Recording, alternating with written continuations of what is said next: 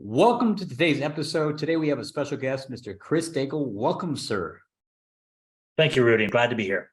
The crowd goes wild. Chris, Yeah. this has been an interview that I've been waiting to have with you for, almost 2 years now, man, Nice. since we got to work together with Mark Moss and the tremendous success that we had together in doing that first event and doing over 2.1 million in sales. A lot of great lessons learned. Look forward to, hearing your perspective on it as one of the founders of that event. But before I do, I want to share some of the bio points for our audience, so know a little bit more about you.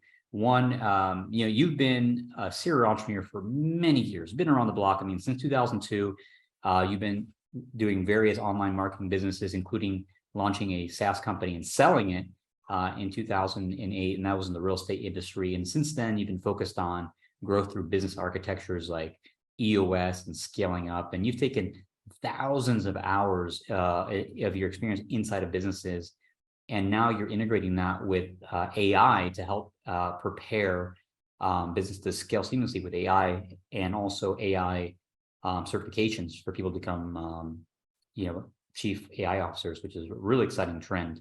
I'm excited to hear. Thank you. So, welcome. Happy to be here. Thanks so much. I'm excited to share the huge success that we shared together in Miami at the end of 2021, as well as what I'm doing now with the AI certifications. Yeah, excited, man. It's a hot trend. So can you start maybe just giving us a brief overview of your experience, working together with Mark from that event, and how our collaboration contributed to the success of the event? Yeah. So as you mentioned, a lot of our efforts in supporting companies has been in what we call growth architecture. And that is architecting the growth plan for a company so that it's pain-free and issues have been mitigated in advance and things like that. Mark was originally a client. We hit it off. I really respect what he's doing. I respect the lifestyle that he's created with his business. He is unequivocal about his positions on things, and I've found that his position to be very knowledgeable. If you've ever seen any of Mark's content, you know that Mark does a lot of research into questions that are going around in the world right now. So Mark had reached out to assist with that. One of the ideas that came out during that process was, I've hosted a lot of live events. I've produced a number of live events in the past, and I was like, you're not doing anything here. You've got great rapport with your audience. I saw the comments, from his YouTube and everything like that. People love what Mark's doing, and to deny them the opportunity to engage in a, like a live situation of a personal, across the table from somebody, I thought he was doing his some segment of his audience a great disservice. We talked him into it. And that was the genesis of what he now has as his inside line mastermind that has been extremely successful. His mastermind participants have been able to get early investment opportunities that Mark's presented with because of his position in the marketplace. And I think they've had a lot of fun as well in the process, both Mark and the members of the mastermind. Awesome, man. And what do you think were some of the key factors that led to that astounding, results of 2.1 million in sales from that event? Yeah, it wasn't a huge room. I think maybe 400 people around there, something like that. And to be able to realize that many mastermind enrollments from such a small group was pretty remarkable. I think that what led to the success again was that Mark had been true to the voice, and the Mark, like he hadn't been somebody to jump on. Now I'm an expert at this. Now I'm an expert at that. He's very clear on the contribution he brings to his students, I guess you'd call them. And not only that, but again, to reference the comments and the feedback and that sort of thing, because we got intimately involved in the operations of his business for a while there. And Mark was changing lives for sure with the knowledge that he was sharing. And people were extremely grateful. I think he was giving a voice to an underrepresented avatar in the marketplace, kind of that libertarian ideal that there's not a whole lot of libertarian masterminds out there that I've heard of. And particularly with his forecasts with Bitcoin in particular. He's been a huge student of what distinguishes Bitcoin, I think, from everything else in the crypto exchanges. And Mark is he's extremely intelligent, but he's a surfer. So he's not, the suit and tie guy. He's not stuck up. So I think that Mark's persona was very relatable and approachable to a lot of his folks. However, there weren't many opportunities to interact with Mark in a live environment other than if you happen to be at somebody else's event and Mark was keynoting or one of the featured speakers, possibly.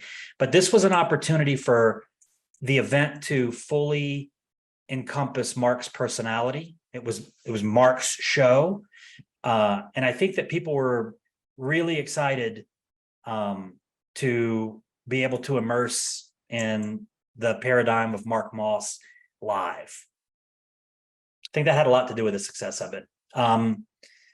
Additionally, being an architect of growth in companies, we spent a lot of time planning the event and really thinking about the experience of the attendees beyond just seeing a series of speakers and learning stuff. We one of the things that we did that was I think very effective was we created different tiers of access with the different pricing and the ticket prices. The folks that were, that participated at the VIP level experienced really first-class treatment. And we made the speakers lounge the VIP lounge. So if you were a VIP, you could go in there and it was fully catered and all set up as almost like a co-working space kind of vibe. But you might be, getting a snack, and the guy next to you in line might be the next speaker up on stage. So it gave those folks the opportunity to not just access Mark, but to access Mark's peer group, who he referenced frequently in his, in his research and interviews and things like that. And there was a lot of starstruck individuals in there that were able to, hey, Anthony Pompliano, Pomp, can I ask you a question? Like some really big names in Mark's space were there hanging out, enjoying the interaction with the VIPs. And the VIPs, of course, not only did they have the creature comforts that we provided them, but they had the ability to get very specific. Hey, here's my situation. You're an expert. What do you think? And that was, you couldn't have put a price on the access that everybody got to that. So, those were some of the key things that I think really set the tone for everybody's experience at the event. There was no question that the list of speakers had been highly curated and definitely experts. I mean, we got people to come to speak at Mark's event that either don't speak publicly or usually charge like a high honorarium, I think it's called, a speaking fee. And these folks were they wanted to be around not only the attendees, but the other speakers that we had brought together for this event. They all wanted to support Mark because, again, Mark's, anybody that's done business with Mark, he's got a great reputation. He's a straight shooter for sure, but there's no question of his integrity. And there was just a lot of excitement leading up to and during the event from everybody. The person who bought the last ticket, who came at the last minute, to, like the speakers that we had, some of which were billionaires. So they were not trying to go and play the elitist game and, oh, I'm a speaker, I'm going to hide back here. They were we got hundreds of pictures of the speakers coming off the stage and just hanging out with everybody in the hallway and crowds around them, as is typical at an event. But rather than being rushed off by a handler, these speakers were hanging out and they were asking questions of the audience. And it was a very special experience for all of us. Yeah. Yeah, that was a really great. It was a cool event. Yeah, that was really, really cool. And I agree. It was neat to have that VIP access, Yeah, for people to connect and get to know people, and people were so down to earth. yeah. Without revealing too much of Mark's secret sauce, we know he's very skilled in business. Can you share any other insights as far as the success of like the sales at the event and, how we were able to. It was, yes, it was very well orchestrated. You and I knew each other through mutual friends, but we had never worked together before. But we met on a VIP harbor cruise at TNC. No, we didn't meet there. Somebody told me, I told them what I was doing, and they was like, "Oh, you got to talk to my friend," right? Who was Kate, right? I think it might have been the other way around, something like that. But then Kate sent me a picture a few days later. And no, it was you and I met. You told me what you did. I was like, "Oh, that's nice." There's a lot of guys that sell it, like a lot of sales teams out there. And I know a lot of sales teams. And the fact that we chose you says a lot. You're the best. But that's what it was. I got a picture from Kate about 3 days later, holding the business card I had given you. And it was you two, I think maybe in Cabo or something like that. And that kind of sealed the deal, because Kate was also supporting some of Mark's operations as well. And, once we started the process of working with you and your team, I could tell. So here's the secret for those of you who don't know. Some sales guys are sharks, and that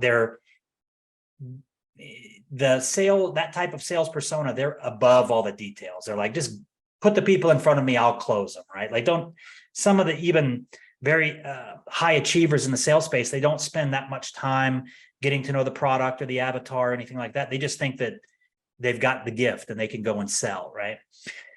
This was not that experience. Pretty much from the start, you and your team were involved in regular communication with the event team that we had on our side that was putting everything together. There's a lot of dialogue between my operations people, your operations people. There was a lot of ideation and brainstorming that occurred. And I think the end result of how we structured the sales at that event was masterful.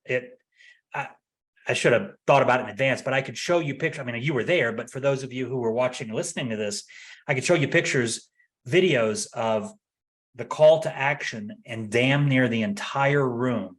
And it wasn't one of those like old Dan Kennedy or Ron LeGrand kind of run to the back of the stage with a credit card. It was the way we had structured this, and I don't want to give away the secret sauce too much, but we had structured an opportunity for the individuals to get some analysis and feedback on kind of how they were prepared for what was coming in the market and that sort of thing. And so there was a ton of value. It wasn't, hey, go buy the thing.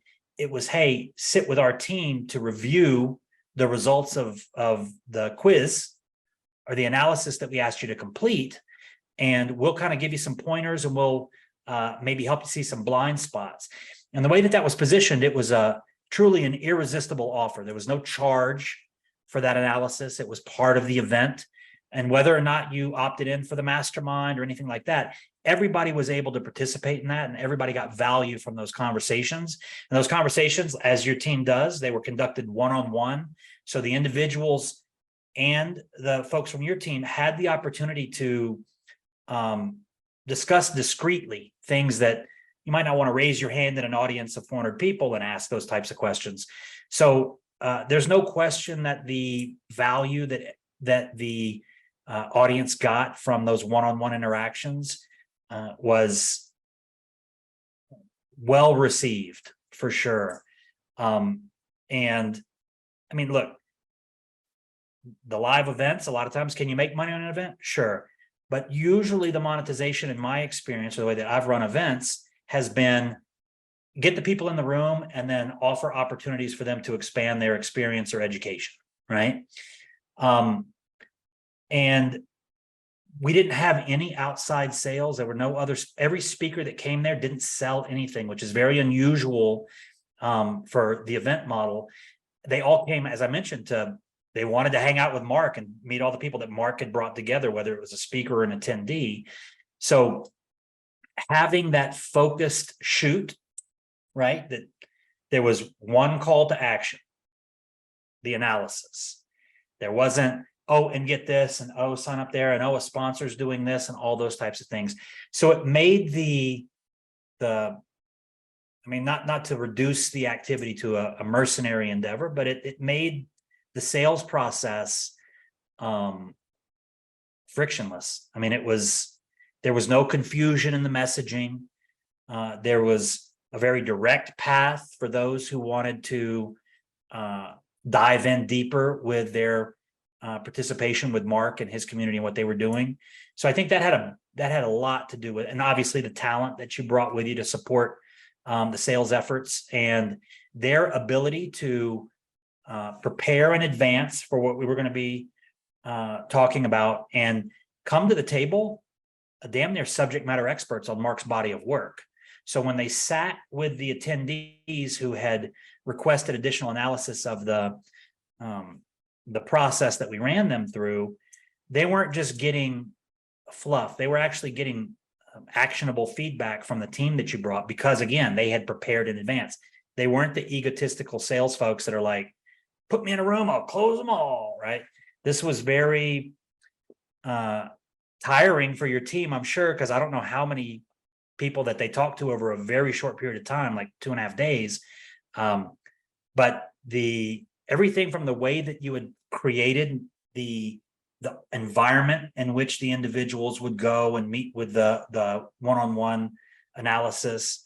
I mean, I think not one of our larger bills, but a big bill was the fresh flowers that were placed on the tables every single day. Me personally, that's the type of detail and extra step that I like to bring to events that I produced.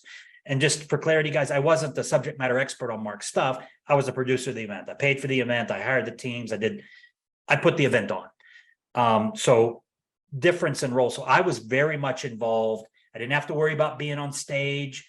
We had speaker handlers. I was able to observe and calibrate the experience ongoing. And there was no part of your operation that needed any calibration for me to produce the event at the level that I wanted to. So again, didn't know what to expect. You and I hadn't worked before. You and I share a mutual friend that we both have a lot of respect with Scott.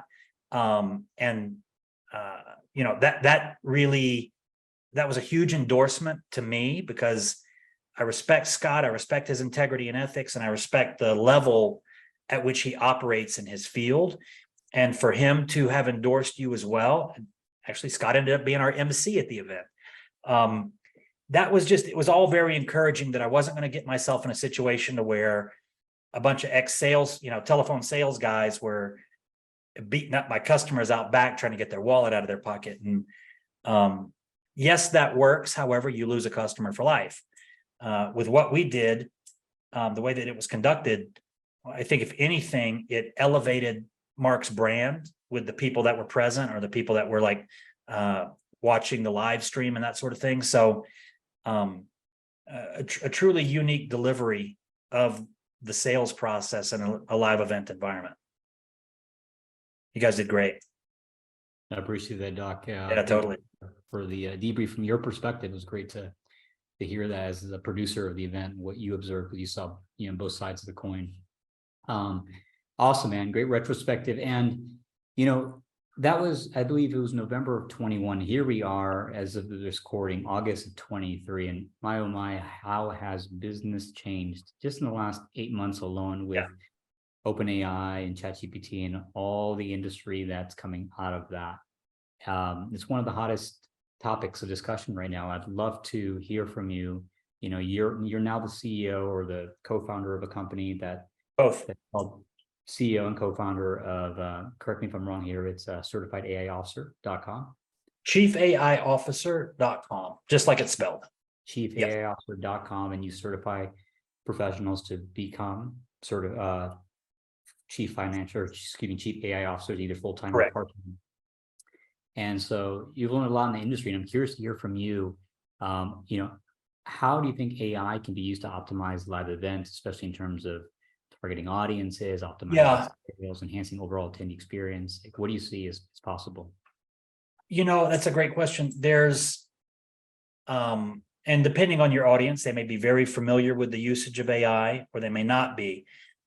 There's this idea, I think, that people that aren't that familiar with it, they think that it's what in the industry is termed artificial general intelligence. It can take information from different sources without your input and come to its own conclusions, produce its own deliverable, things like that. AI is not there. So you can't just there's no tool where you can go and say, hey, I want to do a live event in November, handle it. That AI doesn't exist. Where AI does contribute with the current phase of generative AI in particular, numerous areas.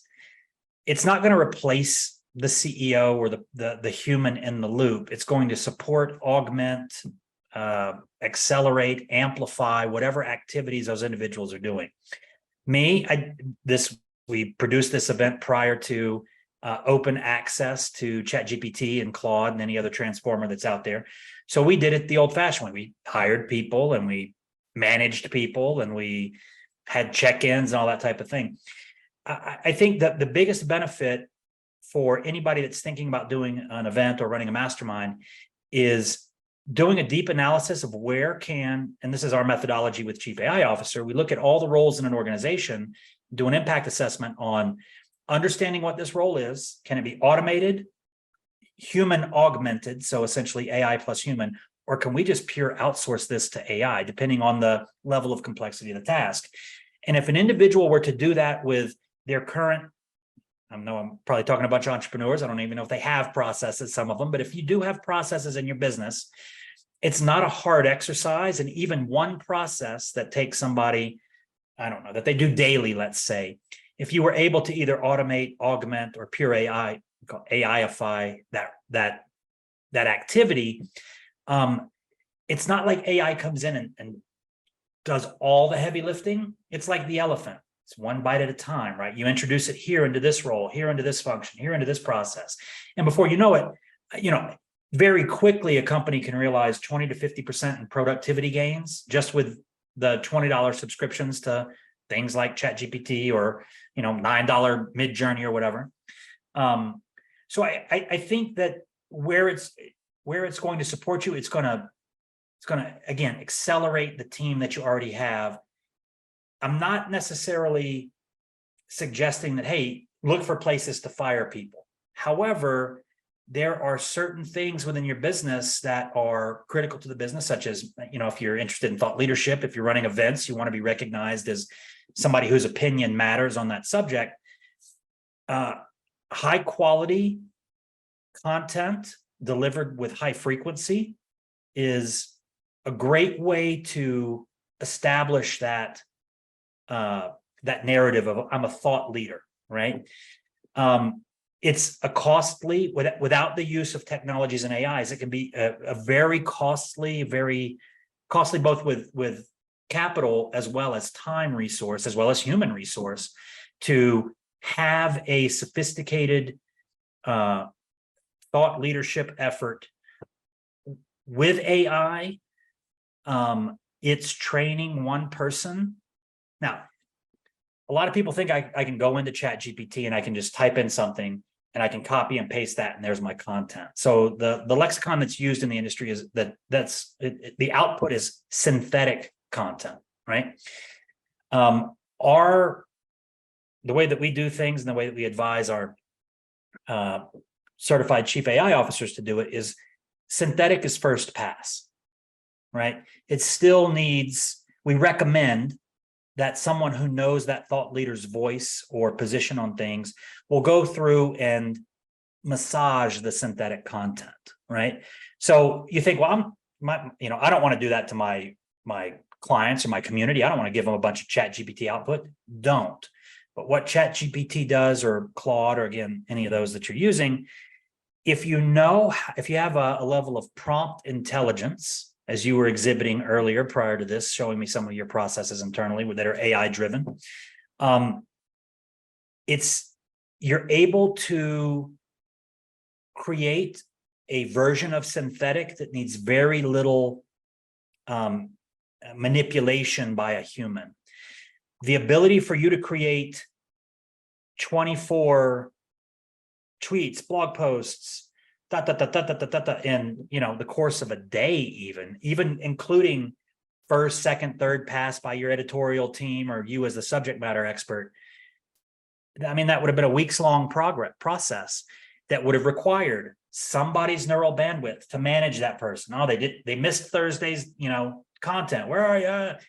AI doesn't do that. And what it allows you to do, a lot of businesses, especially, look, man, you're putting on an event, there is a discrete environment to exist in. We planned for it to happen here. It's happening here. There's no, the tolerances are extremely tight, right? You can't, hey guys, we're going to push the event back a week because we didn't have our act together.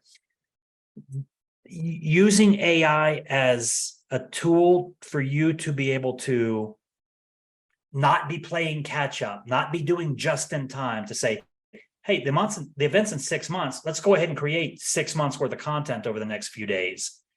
Done, off the plate. That's the box that gets checked on your checklist for putting on your event.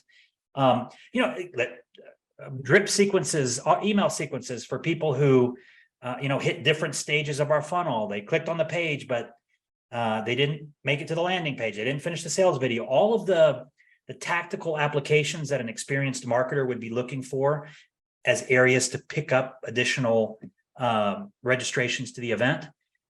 Wow, man, we need a lot of email written. Same process. Email is, in a way, it can be defined as content, right? If you've planned out as the human, the creative side of it, here's the experience I want somebody that's on the fence about coming to the event. Here's the experience I want them to have during this email sequence.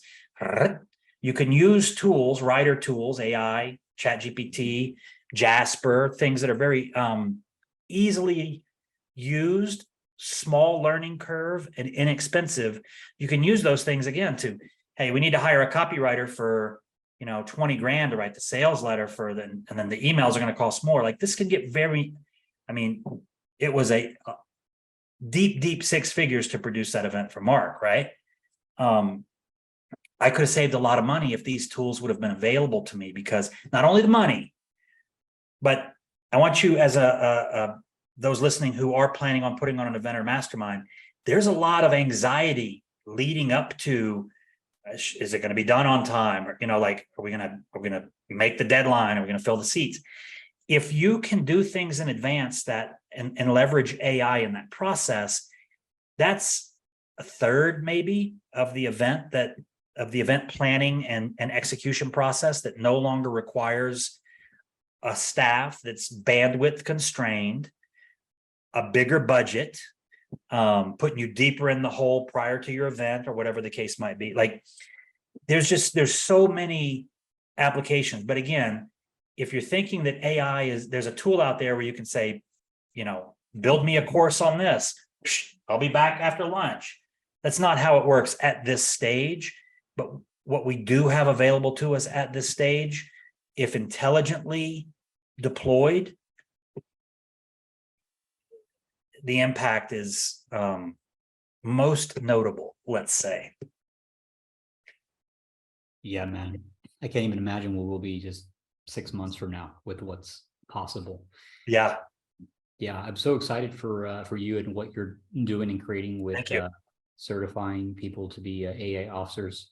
In the last few minutes that we have here, can you share a little bit more about what you're currently doing with that and how people can learn more about that? Yeah. The media has done, I think the media has done a very good job of creating FOMO, particularly in a business case.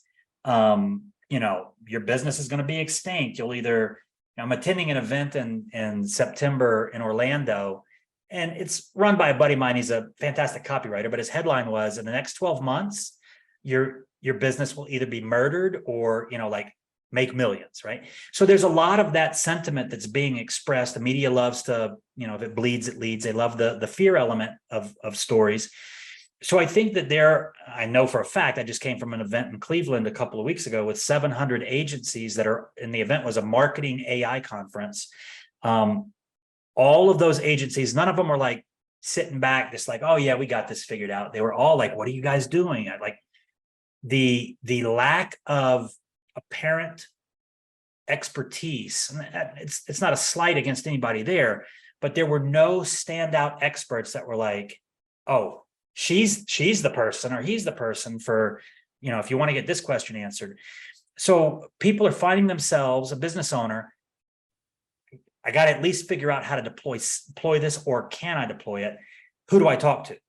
Are you going to watch a TikTok video? That's tactical stuff. So what we focus on, and we've seen the inside of a lot of companies in the process of our growth architecture. And what I know is that most companies, excluding yours is very well run, but most companies have some degree of dysfunction within their operations, whether that's laziness or poor process or not clear really on where we're going to be this time next year. If you were to just say, hey, go learn AI to somebody on your team, and they come in and your business is dysfunctional, it's just going to create more bandwidth for you to introduce more dysfunction. Not an ideal scenario. Yeah, you're using AI, but you're not getting the true benefit of what's possible. So a big part of our certification is training the individuals on our AI business strategy and how do we develop an AI business strategy for a company? And we've got a whole process. We call it Ignition. We've been doing it for years. But part of that process includes, once we've got a clear strategic direction that the entire leadership team has bought into, like everybody's like, okay, 3 years from now, 5 years from now, next year, all the way down to this quarter, we've mapped everything out in that process. It becomes a lot easier to use AI in an intelligent manner, because it's not just like, oh, let's create some blog post. What for? Right? Well, because that's going to lead to this step, to this step. And it's a very clear path. Once those individuals have gone through certification and understand the development of the strategy, we teach them how to go from strategic development to tactical deployment.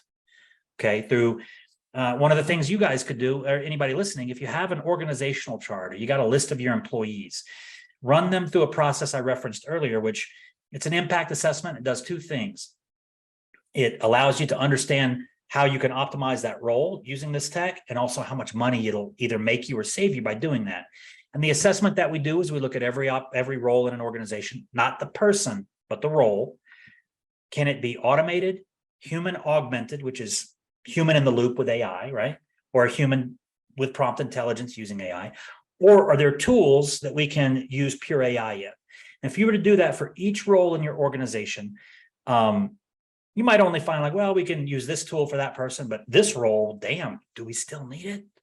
Right? Like you really make some discoveries. And when you look at, not only can I automate, augment, or AIify, we call it, but you attach a dollar value to it. And if you do that, depending on the size of your business or your team, once you do that process, it's a big number, right? Relative to whatever.